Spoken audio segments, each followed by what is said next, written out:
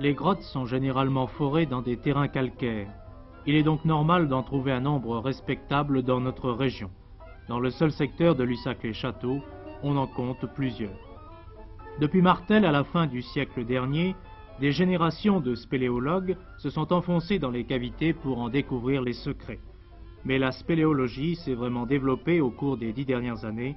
On a assisté à la création d'une multitude de clubs.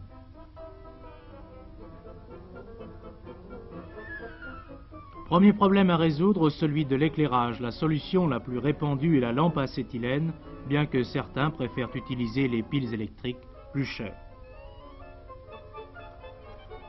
Comme pour toute exploration, il faut une préparation sérieuse et ces jeunes gens qui appartiennent à un club affilié au CODAPAV, le comité départemental des activités de plein air de la Vienne, prennent toutes les précautions nécessaires. Avant l'entrée dans la grotte, connue du moniteur, tout a été vérifié.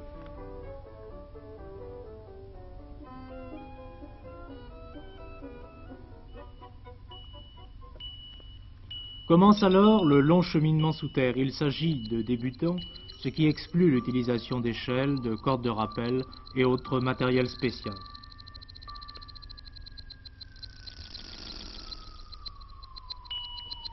Parmi les garçons, quelques frêles jeunes filles, la spéléo n'est pas réservée aux seuls athlètes. Elle ne nécessite pas non plus l'utilisation d'un équipement individuel très onéreux. Pour 150 francs, un débutant peut disposer d'une tenue valable, d'autant plus que la plupart des clubs bénéficient de subventions.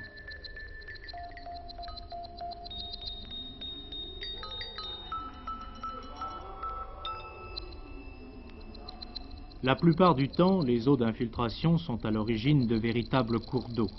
Difficultés supplémentaires et aussi danger, un danger que le responsable du groupe saura limiter.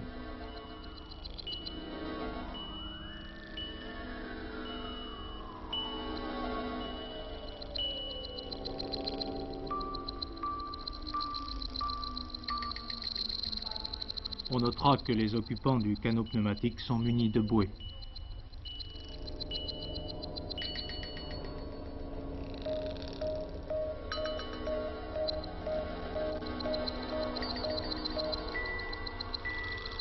Bien sûr, il ne faut pas espérer quitter la grotte avec une tenue propre. La terre, la boue sont le pain quotidien du spéléo.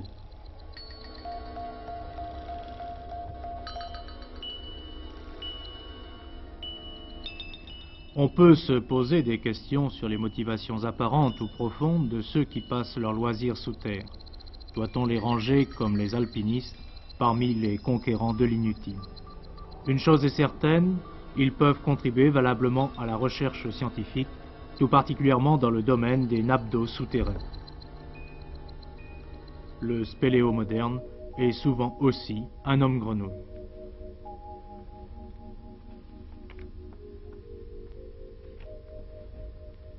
Pour cette activité, des règles de sécurité strictes doivent être respectées. La découverte d'un univers inconnu ne s'improvise pas.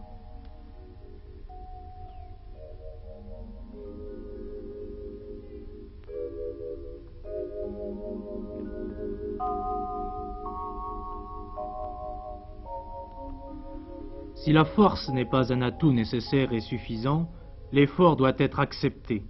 Les longs couloirs étroits succèdent aux puits verticaux. La progression en position normale est exceptionnelle.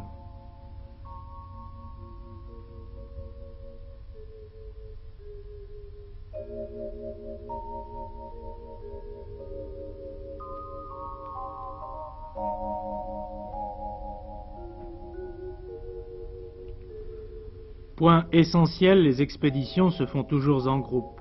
Chaque équipier qui est dans un passage difficile est assuré par ses camarades.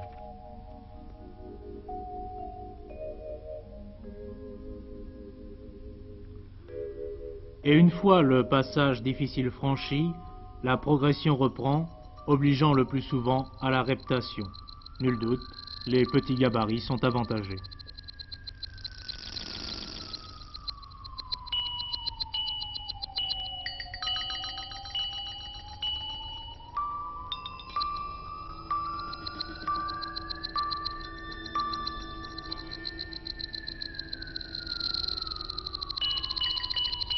Dans les grottes, toute vie animale n'est pas exclue, mais la faune se limite le plus souvent à quelques chauves-souris. Malheureusement, celles-ci sont maintenant très rares. La protection de la nature est un état d'esprit très récent.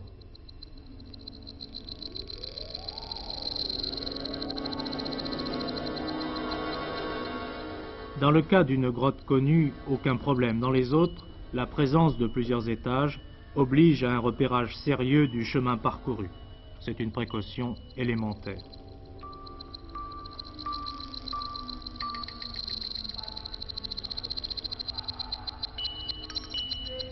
La notion d'équipe est importante en spéléo comme dans la plupart des disciplines sportives.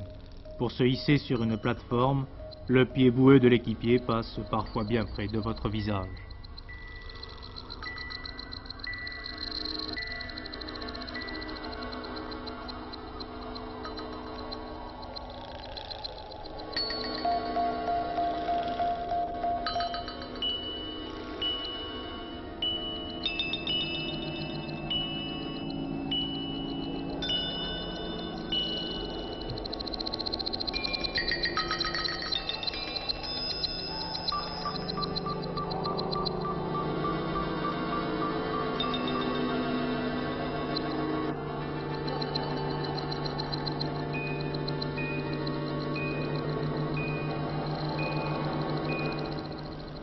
Si vous respectez les règles élémentaires, la pratique de la spéléo est sans danger et vous permet de pénétrer aux limites de l'aventure.